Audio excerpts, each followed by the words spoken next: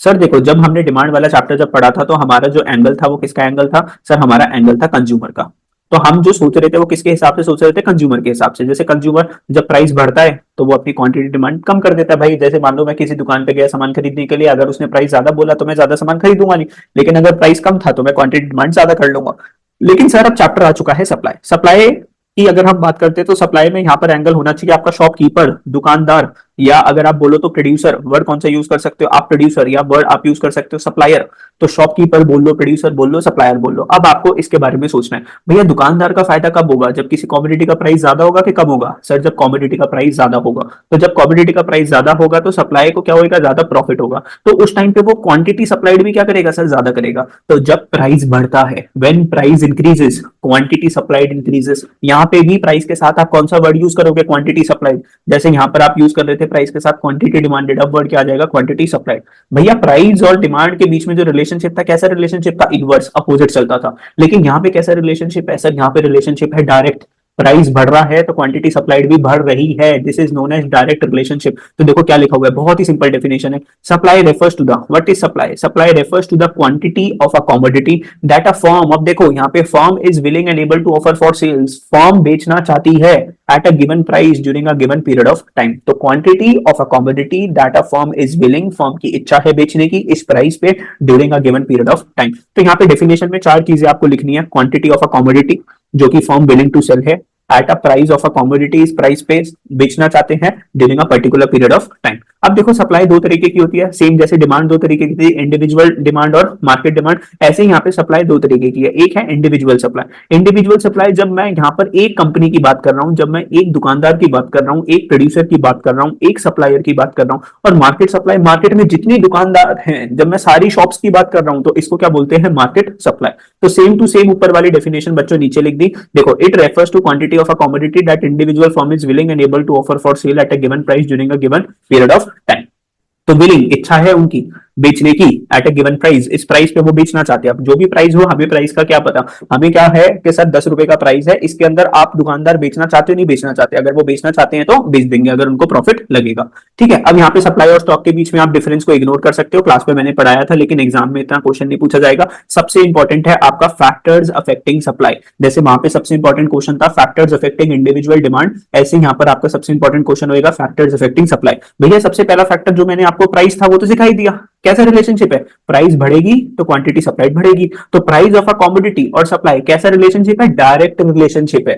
ये बढ़ा तो वो भी बढ़ेगा। It means price increases, quantity supplied of a given commodity also increases. It happens because at higher price there is a greater chance of making profit. ज्यादा prices पे ज्यादा चांसेस है प्रॉफिट कमाने का। This induces the firm to offer more for sale in the market. तो इसके वजह से सप्लायर ज्यादा बेचना चाहता है मार्केट के अंदर। अब देखना ध्यान से, ये दूसरा फैक्टर हो गया। दूसरा फैक्टर क्या है? Price of other goods. ध्यान से सुनो मेरी बात को। जैसे मान लो एक फार्मर है, फार्मर, ध्यान से सुनना, एग्जांपल समझ लेना, फिर चीज ऑटोमेटिकली समझ में आ जाएगी। फार्मर है, फार्मर।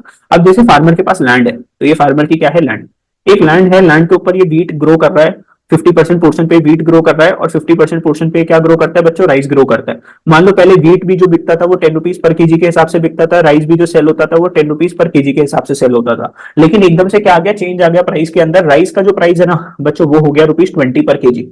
बच्चों व्हीट के प्राइस में चेंज नहीं आया। व्हीट आज भी कितने की है? 10 रुपए की। और राइस कितने का है? 20 रुपीज पर केजी। अब भैया फार्मर को सबसे ज्यादा प्रॉफिट किसको सेल करने में होगा? सर राइस को सेल करने में होगा।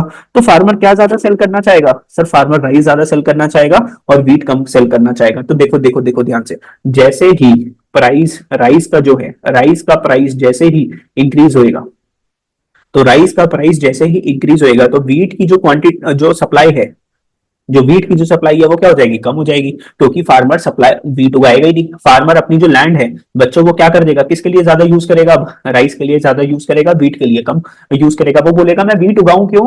व्हीट तो सस्ती बिकती है, राइस महंगा बिकता है, तो मैं राइस को ज्यादा बना के क्या करूंगा? बेचूंगा। तो बच्चों ध्यान से देखना, अगर राइस का प्राइस बढ़ गया, राइस का प्राइस अगर क्या हो गया? बढ़ गया, तो जो सप्लाई है, सप्लाई जो सप्लाई है वो व्हीट की क्या हो जाएगी बच्चों? कम हो जाएगी, क्योंकि व्हीट वो बेचना ही नहीं चाहेगा। कैसा रिलेशनशिप हो गया सर? इनवर्स रिलेशनशिप हो गया। तो देखो क्या लिखा हुआ है, देखो क्या लिखा हुआ है। If price of wheat rises, मान लो अगर व्हीट का प्राइस बढ़ गया, फार्मर विल ग्रो, वो क्या ज्यादा ग्रो करेगा, वीट ज्यादा ग्रो करेगा, and reduce the production of rice, rice की प्रोडक्शन को क्या कर देगा कम, वीट महंगी हो गई, वीट ज्यादा बेचेगा, राइस नहीं बेचेगा। तो increase in prices of other goods makes them more profitable in comparison to the other good. तो जिस गुड्स का प्राइस बढ़ जाता है ना, वीट का प्राइस बढ़ गया तो वीट बेचना ज्यादा प्रॉफिटेबल है।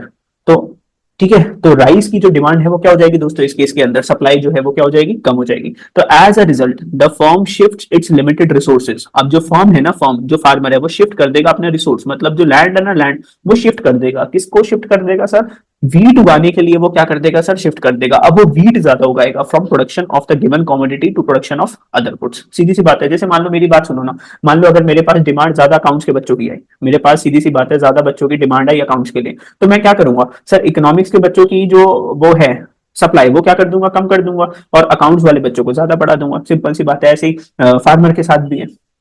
फिर बात करते हैं सर आगे दूसरे फैक्टर्स, फिर करते हैं price of the factors of production on input. भाई सीधी सी बात है, पहले मेरी ध्यान से सुनो, बात करते हैं इनपुट। इनपुट का मतलब क्या होता है, रॉ मटेरियल। इनपुट का मतलब क्या होता है दोस्तों, रॉ मटेरियल। मान लो एक समोसे वाला भैया है, एक समोसे वाला भैया है, समोसा, समोसा की बात करते हैं, अधिकतर सारे बच्चे हमारे समोसा खाते होंगे। समोसे की बात करें भैया, समोसे का जो प्राइस वो सबसे ज्यादा किसके ऊपर डिपेंड करता है, आलू पे। किसके ऊपर डिपेंड करता है बच्चों, आलू, बोले तो पोटैटोज। अगर पोटैटोज के प्राइस बढ़ेंगे तो समोसा बनाना क्या हो जाएगा, महंगा। तो देखो ध्यान से समझते हैं, अगर मान लो आलू है, आलू, पोटैटो भी बोल रहे हैं, वो थोड़ा सा जो है ना ज्यादा प्रोफेशनल लगता है, हम प्रोफेशनल नहीं कर रहे, हम थोड़ा सा इसको समझ रहे हैं। आलू का प्राइस बढ़ गया, तो आलू का प्राइस अगर बढ़ गया, बोले तो इनपुट का प्राइस बढ़ गया, बोले तो रॉ मटेरियल का प्राइस क्या हो गया सर, बढ़ गया। अब जो समोसे वाला जो भैया है वो बोलेगा समोसे बनाने की cost of production, cost of production, समोसे को बनाने की लागत, समोसे को बनाने का खर्चा, वो भी क्या हो जाएगा, बढ़ जाएगा। तो अगर इनपुट का प्राइस बढ़ गया तो सामान बनाना भी क्या हो जाएगा, महंगा हो जाएगा। अब सामान बनाना महंगा हो गया, लेकिन कंपटीशन मार्केट में इतना है कि मैं समोसे का प्राइस चेंज नहीं कर सकता। मान लो अगर मैं समोसा पहले कितने का बेचता हूं, मान लो मेरा जो समोसे का सेलिंग प्राइस है ना वो कितने का है, 15 रुपए का। मान लो पहले जब आलू सस्ता था तो मैं समोसा बनाता था ₹9 का, 9 का मुझे घर पे बना के पड़ता था, और मैं उसको कितने का सेल करता था, 15 का सेल करता था। तो मुझे कितने का प्रॉफिट बचता था एक समोसे पे, ₹6 पर समोसे का क्या बचता था, मुझे प्रॉफिट बचता था। लेकिन अब क्या हो गया, पीछे से पोटैटोज बहुत महंगा हो गया, रॉ मटेरियल के प्राइस बढ़ गए, तो कॉस्ट ऑफ प्रोडक्शन मेरी क्या हो गई, बढ़ गई। जो पहले मुझे ₹9 का समोसा पड़ता था, अब वो मुझे पड़ रहा है ₹11 का। कितने का पड़ रहा है दोस्तों, ₹11 का। अब मैं मार्केट में, अब मेरा जो प्रॉफिट मार्जिन है, वर्ड कौन सा यूज कर रहा हूं मैं, प्रॉफिट मार्जिन, तो प्रॉफिट मार्जिन मेरा क्या हो गया, कम हो गया। अब मैं 11 की चीज कितने में बेच रहा हूँ, 15 में बेच रहा हूं, तो मुझे कितने पैसे बच रहे हैं, ₹4। पहले मेरे को हर एक समोसे पे कितना बच रहा था, 6, अब मुझे हर एक समोसे पे कितना बच रहा है, 4 बच रहा है। तो प्रॉफिट मार्जिन क्या हो गया, कम हो गया। अब दुकानदार ज्यादा बेचना चाहेगा, कम बेचना चाहेगा, क्योंकि प्रॉफिट मार्जिन तो कम हो गया। तो दुकानदार जो सप्लाई है उस समोसे की दोस्तों क्या कर देगा, कम कर देगा। तो ध्यान से देखो, अगर आप एग्जाम में कैसे लिखोगे, आप बोलोगे व्हेन इनपुट प्राइस इंक्रीज, जब रॉ मटेरियल का प्राइस बढ़ा, this leads to increase in cost of production. तो जब रॉ मटेरियल का खर्चा बढ़ा तो सामान को बनाना भी क्या हो गया, महंगा हो गया। तो कॉस्ट ऑफ प्रोडक्शन जब एक्सपेंसिव हो गई तो जो प्रॉफिट मार्जिन है वो क्या हो गया, प्रॉफिट मार्जिन कम हो गया। अब समोसे पे ज्यादा बचत नहीं होती, जिसके वजह से सप्लाई भी दोस्तों क्या हो गई, हमारी कम हो गई। इतनी सी बात समझ। When the prices of the factor of production, when the price of factor of production or input prices, when the prices of factors of production or input prices like labor, capital or raw material used in the process of production constitute the cost of production. तो prices of the factors of production और input, तो input में क्या क्या आ जाता है sir, input के अंदर एक सामान को बनाने की लेबर भी आ जाती है सर, सामान को बनाने की कैपिटल भी आ जाती है। देखो जी क्या लिखा हुआ है, prices of factors of production. तो फैक्टर्स ऑफ प्रोडक्शन बहुत सारे होते हैं, फैक्टर्स ऑफ प्रोडक्शन वो लोग, वो चीजें जो मुझे प्रोडक्शन करने में हेल्प करते हैं। तो क्या लेबर, एक छोटू जो समोसा बनाता होगा, क्या वो मेरा फैक्टर ऑफ प्रोडक्शन है, यस सर। सर उस समोसे को बनाने के लिए तो पैसे जो लग रहे हैं, क्या वो फैक्टर ऑफ प्रोडक्शन है, यस सर। सर जो रॉ मटेरियल आलू, क्या वो फैक्टर ऑफ प्रोडक्शन है, यस सर।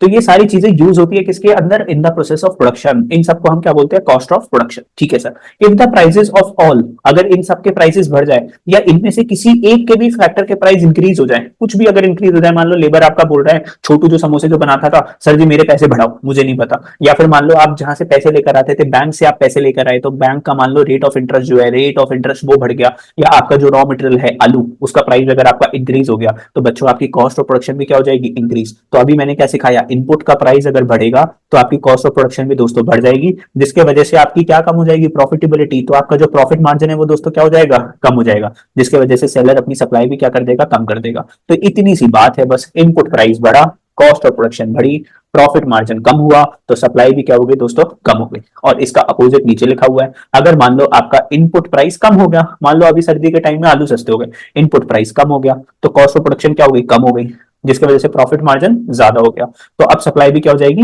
ज्यादा हो जाएगी।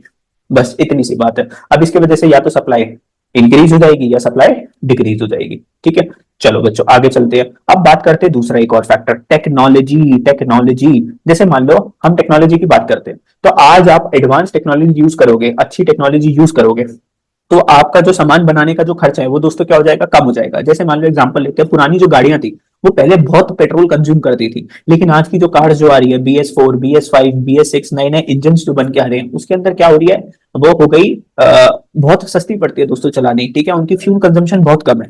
तो आपकी जो टेक्नोलॉजी, अब देखो मान लो एक टैक्सी वाला भैया है, वो पहले टैक्सी चलाता था, टैक्सी चलाता था, बहुत पेट्रोल डलता था, लेकिन आज वो टैक्सी चला रहा है, तो मान लो आज तो इलेक्ट्रॉनिक टैक्सी आ गई है ना, ईवी कार्स आ गई, ईवी कार्स आ गई, तो उनका जो रनिंग कॉस्ट है वो क्या होगी दोस्तों, कम हो गई। तो अगर आपकी टेक्नोलॉजी इनहेंस होगी, अगर आप टेक्नोलॉजी को अपग्रेड करोगे, तो आपकी यहाँ पे जो देखो क्या लिखा हुआ है, advance and improve technology reduces cost of production, तो आपकी कॉस्ट ऑफ प्रोडक्शन कम हो जाएगी। भैया सामान को बनाने का खर्चा क्या हो जाएगा, कम हो जाएगा, क्योंकि टेक्नोलॉजी एडवांस हो गई, सस्ते में आप सामान बना पाओगे। तो देखो क्या लिखा हुआ है, अगर आप इंप्रूव्ड टेक्नोलॉजी यूज करोगे, टेक्नोलॉजी, तो आपकी कॉस्ट ऑफ प्रोडक्शन क्या हो जाएगी, कम हो जाएगी।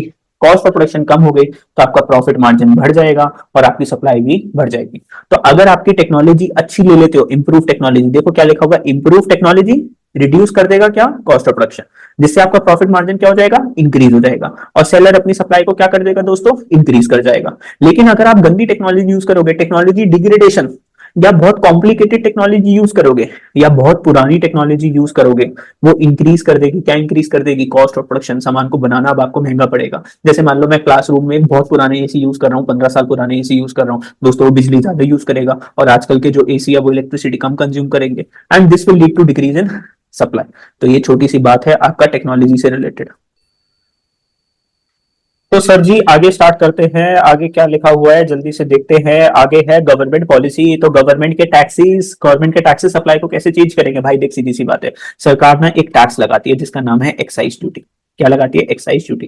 बेटा एक्साइज ड्यूटी किस पे लगती है, मैन्युफैक्चरिंग के ऊपर। जब भी आप कोई चीज मैन्युफैक्चरिंग करते हो तो गवर्नमेंट आपके ऊपर क्या लगाती है, एक्साइज ड्यूटी। भाई अब मेरे को एक बात बताओ, अगर ये टैक्स हमारा क्या होगा, इंक्रीज होगा, अगर अगर ये टैक्स इंक्रीज हो गया तो हमारा कॉस्ट ऑफ प्रोडक्शन भी क्या हो जाएगा, इंक्रीज हो जाएगा। भाई अगर गवर्नमेंट सरकार बहुत टैक्सेस लगा देगी तो मेरे को सामान बनाना क्या पड़ेगा, महंगा पड़ेगा। तो कॉस्ट ऑफ प्रोडक्शन अगर बढ़ गई तो मेरा जो प्रॉफिट मार्जिन है वो क्या हो जाएगा, कम हो जाएगा। प्रॉफिट मार्जिन कम हो गया तो मेरी सप्लाई भी कम हो जाएगी। लेकिन अगर गवर्नमेंट टैक्सेस को क्या कर देती है, कम कर देती है, तो सामान को बनाना, कॉस्ट ऑफ प्रोडक्शन मेरी कम हो जाएगी, प्रॉफिट मार्जिन मेरा बढ़ जाएगा, जिसकी वजह से मेरी सप्लाई भी इंक्रीज हो जाएगी। तो यही चीज देखो यहाँ पे लिखी हुई है, इंक्रीज इन टैक्सेस। टैक्स अगर सरकार तुम बढ़ा दोगे तो कॉस्ट ऑफ प्रोडक्शन भी क्या हो जाएगी, बढ़ जाएगी, सामान बनाना महंगा पड़ेगा, जिसकी वजह से हमारी सप्लाई कम हो जाएगी because of lower profit margin. Profit margin कम हो गया, सप्लाई भी कम हो गई।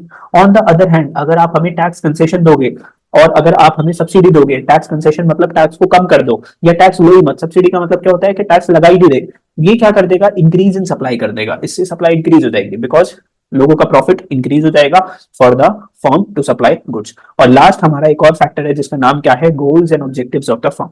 तो देखो एक जो है ना कंपनी है, उसका गोल हो सकता है प्रॉफिट अर्निंग। एक कंपनी है जिसका सिर्फ गोल क्या है, प्रॉफिट कमाना, तो वो सप्लाई कब ज्यादा करती है, जब प्राइस सबसे ज्यादा होता है। तो generally supply of commodity increases only at high prices. अगर मैं देखूं सप्लाई दुकानदार कब इंक्रीज करते हैं, जब प्राइस ज्यादा होता है, क्योंकि उससे उनका ऑब्जेक्टिव पूरा हो जाता है। कौन सा ऑब्जेक्टिव है हर एक दुकानदार का, प्रॉफिट मैक्सिमाइजेशन, प्रॉफिट बढ़ाना चाहते हैं। However with change in trend, लेकिन आजकल ट्रेंड्स में क्या आ रहा है, चेंज आ रहा है। Some firms are willing to supply more even at those prices which do not maximize their profit. आज की डेट में जो कंपनीज है ना, वो कम प्राइसेस के अंदर भी क्या कर रही है, सेल कर रही है, क्योंकि अभी वो क्या बोलते हैं कि अभी हम अपने जो ना कस्टमर्स बना रहे हैं। क्या बना रहे हैं बच्चों, अभी हम अपने कस्टमर्स बना रहे हैं, तो अभी हम कम प्राइसेस के अंदर भी क्या कर देंगे, सेल कर देंगे। तो the objective of such firm is to capture extensive market. अब ऐसी कंपनीज का ऑब्जेक्टिव क्या है, मार्केट को ज्यादा कैप्चर करना, ज्यादा से ज्यादा लोगों के बीच में पहुंचना, and to enhance their status and Prestige.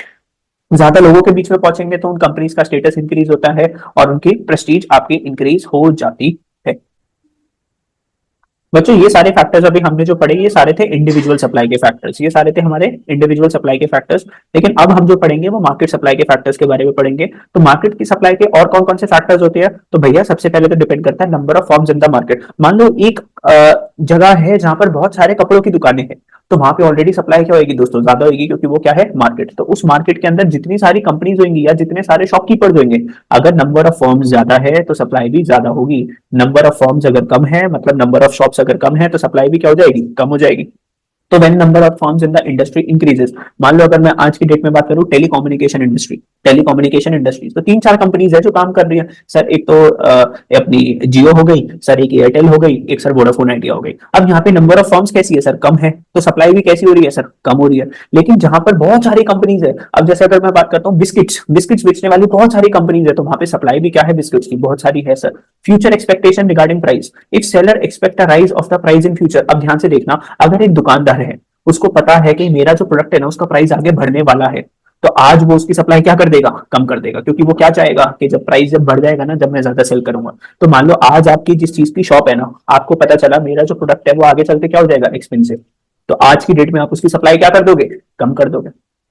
तो फ्यूचर में अगर प्राइस बढ़ने वाले तो आज सप्लाई क्या हो जाएगी, कम हो जाएगी, सेम डिमांड की तरह। और आगे आपको पता चल रहा है कि प्राइसेस कम होने वाले हैं, मेरे प्रोडक्ट के प्राइस और कम हो जाएंगे, तो आज आप सप्लाई क्या कर दोगे, बढ़ा दोगे।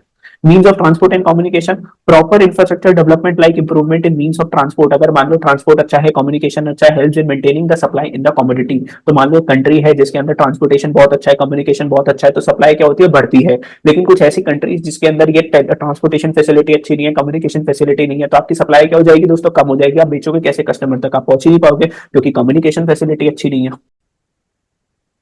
तो नेक्स्ट टॉपिक है हमारा सप्लाई फंक्शन। नेक्स्ट टॉपिक का नाम है हमारा सप्लाई फंक्शन। ये टॉपिक क्या बोलता है सप्लाई फंक्शन, देखो जी क्या बोल रहे हैं वाला topic, supply function shows the functional relationship. तो सप्लाई फंक्शन क्या बताता है सर, फंक्शनल रिलेशनशिप बताता है।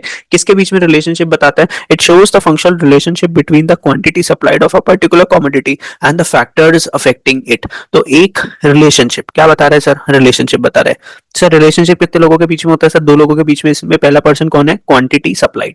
तो relationship of the quantity supplied with the factors, उसके फैक्टर्स के साथ क्या बताता है, रिलेशनशिप बताता है। अभी हमने पढ़े थे सप्लाई के बहुत सारे फैक्टर्स होते हैं जो कि सप्लाई को इंपैक्ट करते हैं। कौन कौन से फैक्टर्स होते हैं सर, एक तो होता है प्राइस होता है, प्राइस ऑफ अदर गुड्स होता था, फैक्टर्स ऑफ प्रोडक्शन हमने पढ़ा था, टेक्नोलॉजी हमने पढ़ा था, taxation policy of the government और the state of the firm. के फर्म का सर दो ऑब्जेक्टिव होते हैं, या तो कोई कंपनी है जिसका ऑब्जेक्टिव क्या हो सकता है, प्रॉफिट मैक्सिमाइजेशन, या फिर कोई एक ऐसी कंपनी है जिसका ऑब्जेक्टिव है कि मुझे ज्यादा से ज्यादा लोगों तक अपना क्या करना है, प्रोडक्ट को पहुंचाना है, तो वो कम प्राइजेस के अंदर भी क्या करते हैं, प्रोडक्ट को सप्लाई कर देते हैं। तो this is known as state of the firm.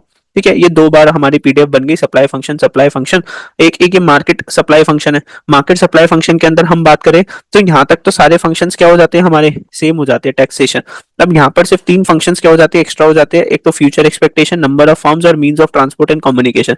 जैसे हमने यहाँ पे पढ़ा था मार्केट फंक्शन के अंदर, मार्केट सप्लाई के अंदर number of firms, future expectation of prices and the means of transport. तो यही 3 फंक्शंस तो यहाँ पे भी आ गए मार्केट सप्लाई फंक्शन के अंदर।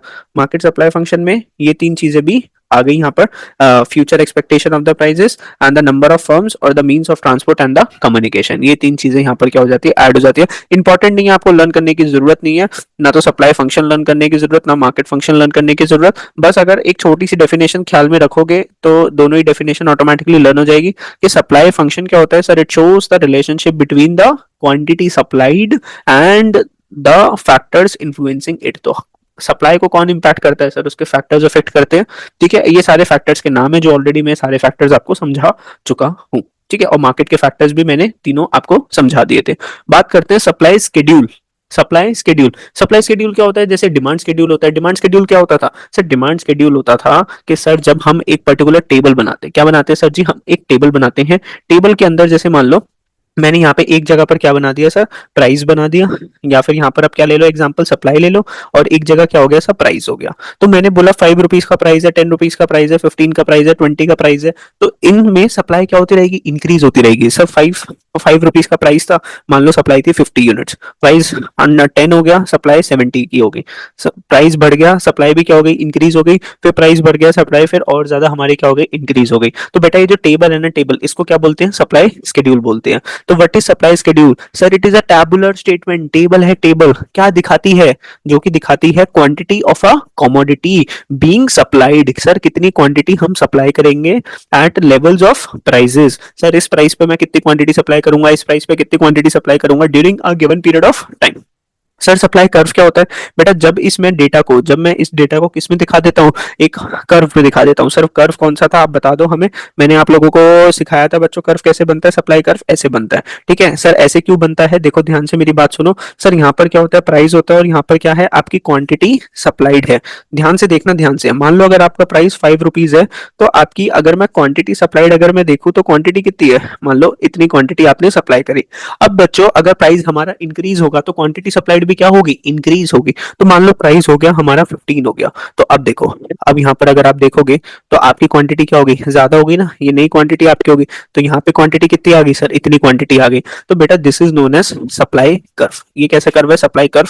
सर प्राइस इंक्रीज होगा तो क्वांटिटी सप्लाइड भी क्या हो जाएगी बच्चों, यहाँ पे इंक्रीज हो रही है। तो this is my supply curve. तो बेटा जब मैं ये जो टेबल है, टेबल जिसको हम क्या बोलते हैं, सप्लाई शेड्यूल, क्या बोलते हैं, सप्लाई शेड्यूल। जब इस टेबल के डेटा को मैं ग्राफ में डाल दूंगा, जब मैं ग्राफ में डाल दूंगा बच्चे, इसको क्या मैं बोलूंगा, सप्लाई कर्व। सिंपल सी बात है। तो लिखा हुआ क्या लिखा हुआ है सप्लाई कर्व में, देख के पढ़ के देख लो जल्दी से। Individual supply curve refers to graphical representation of individual supply schedule.